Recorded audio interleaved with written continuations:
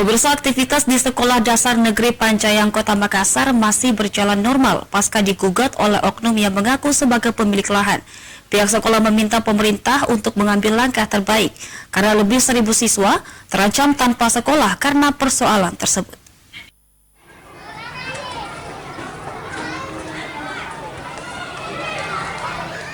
Aktivitas di Sekolah Dasar Negeri Pancayang Kota Makassar masih berjalan normal pasca digugat oleh oknum yang mengaku sebagai pemilik lahan. Para siswa di Kompleks Sekolah Dasar SD Negeri Pancayang Kota Makassar ini terlihat sedang asik bermain, sementara sebagian mengikuti proses belajar mengajar di ruang kelas seperti biasanya.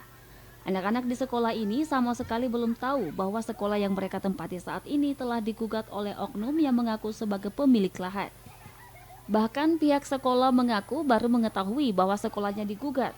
Mereka meminta pemerintah mengambil langkah terbaik karena lebih 1.000 siswa dari 3 sekolah di kompleks ini terancam tidak bisa belajar karena masalah tersebut. Kita tutup 1 hari, pagi disegel, malam atau sore kayak itu hari dibuka. Jadi besok langsung belajar. Bagaimana aktivitas di sini di sekolah? Berjalan seperti biasa. Ya, harapannya kita di sini pemerintah bisa menyelesaikan yang terbaik. Dan kita kasihan anak juga karena di sini sebenarnya banyak siswa. Sekolah Dasar Negeri Pancayang berada 1 km dengan SD Impres Sudiang dan SD Impres Pancayang. 3 sekolah ini berada pada satu lokasi di Jalan-Jalan Pancayang, Kelurahan Sudiang Raya, Kecamatan Biringkanaya, Kota Makassar.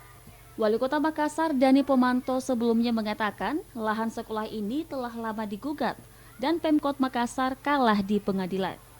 Wahyu Saputra, Selebes TV.